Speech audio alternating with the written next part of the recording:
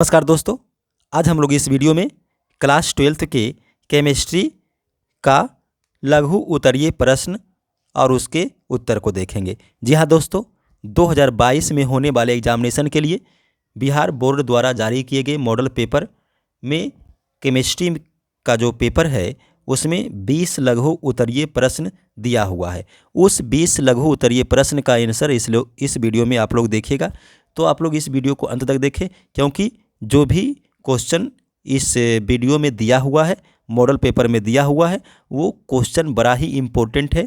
3 फरवरी को होने वाले एग्जामिनेशन में ये क्वेश्चन पूछे जा सकते हैं दोस्तों।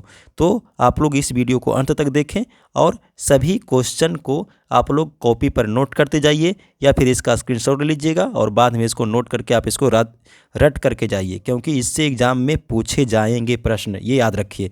तो इस वीडियो को अधिक से अधिक अपने दोस्तों के साथ भी शेयर कीजिए। तो पहला क्वेश्चन देखिए, हम लोग देखते हैं। पहला क्वेश्चन है कि ZnO यानी कि जिंक ऑक्साइड ठंडा में उजला होता है एवं गर्म में पीला होता है, इसका व्याख्या करें। यानी कि जिंक ऑक्साइड जो है सामान्य टेम्परेचर पर, कमरे की ताप पर वो उजला सफ़ेद होता है, लेकिन जब उसको गर्म कर दिया जाता है वो पीला हो जाता है। उसका कारण बतलाना है। देखिए इसका आंसर क्या होगा। कमरे के ताप पर जिंक ऑक्साइड यानी कि ZnO वो सफ़ेद रंग का होता है, लेकिन जैसे ही उसको गर्म करते हैं तो उसमें से ऑक्सीजन निकल जाता है। ZnO को जब गर्म करते हैं तो यहाँ से देखिए ये ऑक्सीजन निकल जाता है। ऑक्सीजन निकलने के कारण ही ये पीले रंग का हो जाता है। ठीक है, कमरे के ताप पर जिंक ऑक्साइड सफ़ेद रंग का होता है, लेकिन गर्म करने पर इसमें से ऑक्सीजन निकलती है और यह पीले रंग का हो जाता है। तो दोस्तों ये हो गया पहला क्वेश्चन का आंसर। अब हम लोग नेक्स्ट क्वेश्चन की ओर बढ़ेंगे। चलिए, दूसरा क्वेश्चन में पूछा गया है कि n गोलों की सीमित पैकिंग में कितने अष्टफलक और कितने चतुष्फलक रिक्तियां होती है। देखिए n गोला यानी कि परमाणु, गोलों को परमाणु माना जाता है क्रिस्टल में। तो n गोला जो परमाणु है उसके सीमित पैकिंग में अष्टफलक और चतुष्फलक रिक्तियां पूछा गया है। देखिए जो ठोस पदार्थ का जो क्रिस्टल का जालक होता है उसमें जितना अणु परमाणु पाया जाता है वही अष्टफलकीय रिक्तियों की संख्या होती है, जबकि चतुष्फलकीय रिक्तियों की संख्या अष्टफलकीय रिक्तियों की संख्या की दुगनी होती है, यानी कि 2n हो जाएगा।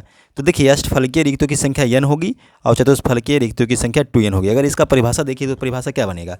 ठोस पदार्थ के जालक में अष्टफलक रिक्तियों की संख्या उस जालक की सीमित पैकिंग में शामिल कणों की संख्या के बराबर होती है, किंतु चतुष्फलकीय रिक्तियों की संख्या अष्टफलकीय रिक्तियों की संख्या की दुगनी हो जाती है। यानी n गोला दिया हुआ है तो अष्टफलकीय रिक्तियों की संख्या तो n हो जाएगी, लेकिन चतुष्फलकीय रिक्तियों की संख्या क्या हो जाएगी, 2n हो जाएगी। ठीक है, तो दोस्तों इसका स्क्रीनशॉट ले लीजिए और इसको आप लोग नोट कर लीजिएगा कॉपी में। चलिए, तीसरा क्वेश्चन देखिए पूछा गया है, विलेयता संबंधी हेनरी का नियम क्या है। विलेयता संबंधी हेनरी का नियम क्या है, ये भी बड़ा इंपॉर्टेंट क्वेश्चन है। तो देखिए हेनरी के नियम को हम लोग 2 तरीके से लिख सकते हैं। पहला तरीका ये होता है कि नियत ताप पर किसी विलायक में गैस की विलेयता गैस के दाब का समानुपाती होता है। विलायक में गैस की विलेयता यानी कि यस जो है, गैस की विलेयता को यस से सूचित करेंगे, सॉल्युबिलिटी ऑफ गैसेस, इसको यस से दर्शाएंगे। और ये जो है दाब का समानुपाती होता है, यानी कि यस प्रपोर्शनल क्या हो जाएगा, पी हो जाएगा, यस समानुपाती पी हो जाएगा। और ये कब होगा, जब टी यानी कि ताप नियत रहेगा। जहाँ यस क्या है, गैस की विलेयता, ये जो फॉर्मूला यस समानुपाती पी लिखा हुआ है उसमें यस क्या है, गैस की विलेयता है, सॉल्युबिलिटी ऑफ ये गैसेस है, और पी जो है वो प्रेशर है, गैस का दाब है। तो ये एक तरीका हो गया। दूसरा तरीका कहता है कि हेनरी के नियम को हम निम्न प्रकार भी व्यक्त कर सकते हैं, और वो नियम क्या है कि नियत ताप पर किसी बिलियन में गैस का मोल अंश बिलियन के ऊपर गैस के दाब का समानुपाती होता है, यानी P समानुपाती x। तो P प्रेशर हो गया और x क्या हो गया, x हो गया गैस के मोल का अंश, और ये भी जब ताप नियत है। अब अगर समानुपातिक चिन्ह को हटाएंगे तो P बराबर क्या आएगा, KH। P बराबर क्या आएगा, KHX। तो ये जो P बराबर KHX है ये P समानुपाती x के बदले आया है, और ये KH जो है वो हेनरी कांस्टेंट होता है। तो दोस्तों ये हो गया तीसरा क्वेश्चन का आंसर। इसका भी स्क्रीनशॉट आप लोग एक बार ले लीजिए, इसको स्टॉप करके। चलिए ये हो गया, इसका स्क्रीनशॉट ले लीजिए, इसको नोट कर लीजिएगा। चौथा क्वेश्चन देखिए, चौथा क्वेश्चन क्या पूछा गया है कि परासरण और परासरण दाब को परिभाषित करें। परासरण और परासरण दाब ये दोनों अलग अलग चीज़ें हैं। प्रासरण देखिए क्या होता है कि जब किसी विलायक को किसी विलयन से अर्धपारगम्य झिल्ली द्वारा अलग रखा जाता है तब विलायक के अणु स्वतः ही यानी अपने आप अणु के विलयन की ओर गति करना शुरू कर देते हैं। यही प्रक्रिया जो है प्रासरण कहलाता है। ठीक है, जब किसी विलायक को किसी विलयन से अर्धपारगम्य झिल्ली द्वारा अलग रखा जाए तब विलायक के अणु स्वतः ही विलयन की ओर गति करते हैं। यह प्रक्रिया प्रासरण कहलाती है। उसके बाद है प्रासरण दाब। देखिए प्रासरण दाब क्या होता है कि जब किसी विलयन के ऊपर बाहरी दाब डालते हैं तो अर्धपारगम्य झिल्ली द्वारा जो विलायक का अणु विलयन की ओर गति कर रहा था वो रुक जाता है। तो इसी को हम परिसारक दाब बोलेंगे। नहीं, जब किसी विलायक को किसी विलयन के अर्धपारगम्य झिल्ली द्वारा अलग रखते हैं तो विलयन के अणु स्वतः ही विलयन की ओर गति करता है। यह क्रिया प्रासरण कहलाता है। और प्रासरण को रोकने के लिए जो बाहर से प्रेशर डालेंगे वही प्रेशर कहलाएगा प्रासरण दाब। यानी प्रासरण दाब का अगर परिभाषा देखिएगा तो किसी विलयन के ऊपर डाला गया वह बाहरी दाब जिससे अर्धपारगम्य झिल्ली द्वारा विलायक के अणु का विलयन की ओर गति रुक जाता है, उसे हम क्या बोलेंगे? विलयन का प्रासरण दाब बोलेंगे। ठीक है, चलिए इसका स्क्रीनशॉट ले लीजिए और उसके बाद इसको आप लोग नोट कर लीजिएगा। ठीक है, 5वां क्वेश्चन देखिए, विशिष्ट चालकत्व किसे कहते हैं? विशिष्ट चालकत्व यानी कि चालकता किसे कहते हैं? तो किसी चालक का जो विशिष्ट चालकत्व होता है यानी कि चालकता होता है वो प्रतिरोधकता के व्युत्क्रम के बराबर होता है। यानी प्रतिरोधकता के व्युत्क्रम को हम विशिष्ट चालकत्व कह सकते हैं और इसको दर्शाएंगे हम लोग कप्पा से। तो कप्पा इक्वल टू फॉर्मूला क्या बनेगा? 1/ρ। ρ क्या होता है? प्रतिरोधकता होता है। तो ये आपका फॉर्मूला हो गया कप्पा इक्वल टू 1/ρ। और इसका अगर मात्रक हम लोग बनाएंगे चालकता का तो बनेगा प्रति ओम प्रति सेंटीमीटर या फिर प्रति ओम प्रति मीटर। तो ये हो गया आपका विशिष्ट चालकत्व का परिभाषा। इसको भी आप लोग नोट कर लीजिए, स्क्रीनशॉट लीजिए इसका। 6ठा क्वेश्चन देखिए है, अभिक्रिया की आणविकता से आप क्या समझते हैं? किसी अभिक्रिया में भाग लेने वाले परमाणुओं या अणुओं की न्यूनतम संख्या को ही अभिक्रिया का आणविकता कहते हैं। जैसे H2O2 हाइड्रोजन परऑक्साइड, इसका अगर जलीय विघटन H2O2 का अगर अपघटन होगा तो H2O प्लस हाफ O2 में टूटेगा और इस अभिक्रिया का आणविकता हम क्या देखते हैं? कम से कम 1 हो सकता है। तो ये अभिक्रिया का आणविकता का परिभाषा हो गया। अगला क्वेश्चन है देखिए 7वां, भौतिक अधिशोषण और रासायनिक अधिशोषण से आप क्या समझते हैं? तो भौतिक अधिशोषण में क्या होता है कि जो अधिशोषक और अधिशोषित पदार्थ होता है वो आपस में किसी भौतिक बल यानी वांडर बल, आकर्षण बल द्वारा जुड़ा हुआ रहता है। लेकिन रासायनिक अधिशोषण में अधिशोषक और अधिशोषित पदार्थ जो है वो रासायनिक बल द्वारा जुटता है। तो ये दोनों का परिभाषा हो जाएगा। भौतिक अधिशोषण क्या हो जाएगा कि यदि अधिशोषक तथा अधिशोषित आपस में किसी भौतिक बल द्वारा जुड़ा हुआ रहता है तब हम इस क्रिया को भौतिक अधिशोषण कहते हैं। जैसे कार्बन के द्वारा विभिन्न गैसों का अधिशोषण। रासायनिक अधिशोषण का अगर परिभाषा देखिएगा, यदि अधिशोषक तथा अधिशोषित आपस में रासायनिक बंधन द्वारा जुड़े रहते हैं तब यह क्रिया रासायनिक अधिशोषण कहलाती है। जैसे निकेल धातु पर हाइड्रोजन गैस का अधिशोषण। तो इसका स्क्रीनशॉट लीजिए, इसको आप लोग नोट कर लीजिएगा। प्रश्न संख्या 8 में पूछा गया है जेडियन यानी कि जिंक धातु के 2 प्रमुख अयस्कों के नाम और उसके रासायनिक सूत्र लिखें। यानी जिंक का 2 प्रमुख अयस्क का नाम और उसका रासायनिक सूत्र पूछा गया है। तो देखिए जिंक का 2 प्रमुख अयस्क हम लोग ले लेंगे, एक जिंक ब्लाइंड यानी कि JDNS और दूसरा ले लेंगे जिंक काइट यानी कि JDNO।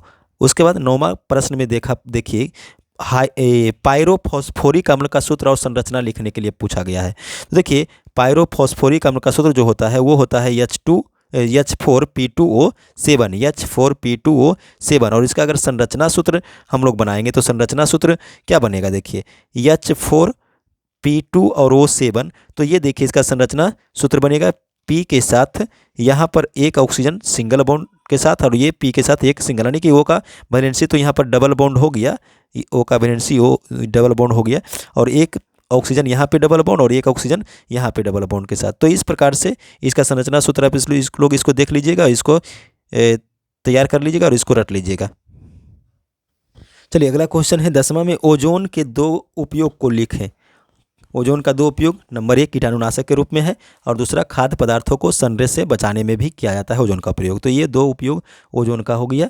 उसके बाद 11 नंबर क्वेश्चन है देखिए HF, HCl, HBr एवं HI को अम्लीय शक्ति के बढ़ते क्रम में सजाएं। देखिए ये हाइड्रोजन के साथ F है, Cl है, Br है, I है, यानी कि हाइड्रोजन के साथ ये क्या है? ये हाइड्रोजन वर्ग हैं जुटे हुए, यानी कि इसको हाइड्रोजन हाइलाइड बोलेंगे, हाइड्रोजन हाइलाइड, जैसे hydrogen fluoride, hydrogen chloride, hydrogen bromide, hydrogen iodide, इसकी अम्लीय शक्ति के बढ़ते क्रम में। तो याद रखना है वर्ग 17 के तत्व में जैसे जैसे हम ऊपर से नीचे की ओर आएंगे उसका अम्लीय शक्ति बढ़ता जाएगा, यानी फ्लोरीन का अम्लीय शक्ति सबसे कम, उससे ज़्यादा क्लोरीन का, उससे ज़्यादा ब्रोमीन का, उससे ज़्यादा आयोडीन का। तो इस प्रकार से ये आपका देखिए बढ़ता हुआ क्रम हो गया अम्लीय शक्ति का।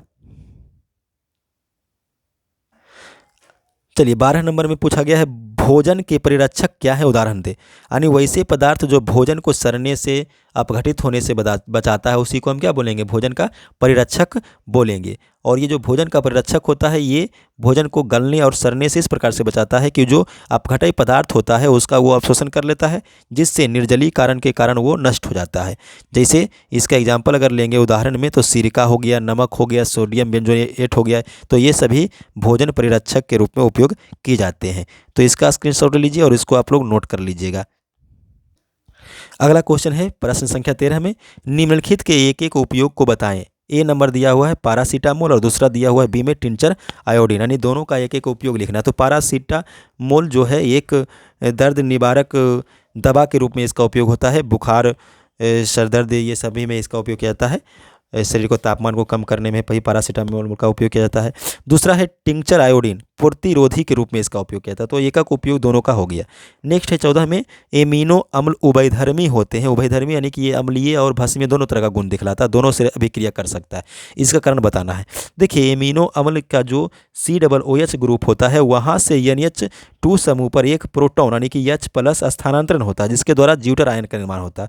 और ज्यूटर आयन के निर्माण होने के कारण ही एमिनो अम्ल उभयधर्मी होते हैं। एमिनो अम्ल उभयधर्मी होते हैं। यानी इसका अगर परिभाषा लिखिएगा तो परिभाषा आप इस प्रकार से लिख सकते हैं कि एमिनो अम्ल के COOH समूह से NH2 समूह पर एक प्रोटॉन के स्थानांतरण द्वारा ज्यूटर आयन का निर्माण होता है। और ज्यूटर आयन की अवस्था में ही एमिनो अम्ल उभयधर्मी होते हैं, यानी कि ये अम्ल और भस्म दोनों से अभिक्रिया कर सकता है। उसके बाद 15 नंबर क्वेश्चन में क्या है, निम्नलिखित यौगिकों के संरचनात्मक सूत्र लिखना है। ए में दिया हुआ है N एथिल एथानामीन और बी में है N डाई मेथिल मेथानामीन। देखिए ये एमीन ग्रुप का IUPAC नामाकरण पूछा गया है और उसका संरचना पूछा गया है। IUPAC नामाकरण दिया हुआ है। तो N एथिल एथानामीन का संरचना सूत्र हो जाएगा CH3CH2 NH CH2CH3 और N डाई मेथिल मेथानामीन का सूत्र हो जाएगा CH फिर NH के साथ 2 CH3। तो ये हो गया संरचना सूत्र N डाई मेथिल मेथानामीन का और ये हो गया संरचना सूत्र N एथिल एथानामीन का। तो इसको आप लोग देख लीजिएगा, इसका संरचना सूत्र आप लोग रिवाइज कर लीजिएगा। 16 में पूछा गया है हेल बोल्हार्ड जेलेंस्की यानी HVZ अभिक्रिया क्या है। तो देखिए अल्प मात्रा में फास्फोरस की उपस्थिति में एलिफैटिक कार्बोक्सिलिक अम्ल क्लोरीन या ब्रोमीन के साथ आसानी से अभिक्रिया करके एक ऐसे यौगिक का निर्माण करता है जिसमें अम्ल का एक अल्फा हाइड्रोजन परमाणु हैलोजन परमाणु द्वारा विस्थापित होता है। और इसी अभिक्रिया को हम हेल बोल्हार्ड जेलेंस्की अभिक्रिया कहा करेंगे। जैसे CH3COOH, ये देखिए फास्फोरस के उपस्थिति में Cl2 यानी कि क्लोरीन गैस के साथ प्रतिक्रिया करके यहाँ से देखिए CH2COOH और एक क्लोरीन यहाँ से विस्थापित हो गया है, तो ये Cl आ चुका है। तो इस प्रकार से ये वाला अभिक्रिया जो है आपको कहलाएगा हेल बोल्हार्ड जेलेंस्की अभिक्रिया। तो आप इसको रट लीजिएगा, इसको बड़ा ही इंपॉर्टेंट क्वेश्चन है ये। नेक्स्ट क्वेश्चन 17 में पूछा गया है दो अभिकर्मकों का नाम बताएं जो C+O, ये देखिए कार्बोनिल ग्रुप है ये, तो कार्बोनिल ग्रुप को CH2 हाइड्रोकार्बन में परिवर्तित करने में सक्षम होते हैं। तो इसका देखिए आंसर होगा, इसमें दो अभिकर्मक का नाम पूछा गया। तो एक अभिकर्मक हो जाएगा आपका वुल्फ फिशनर अपचयन, यानी कि इसमें हम लोग दो चीज़ ले सकते हैं, एक हाइड्राजीन और एक क्षार। और दूसरा जो विधि है अभिकर्मक है वो है क्लीमेंसन अपचयन, इसमें हम लोग जिंक पारा या फिर तनु या Cl को ले सकते हैं। तो ये प्रश्न संख्या 17 का ये आंसर हो गया।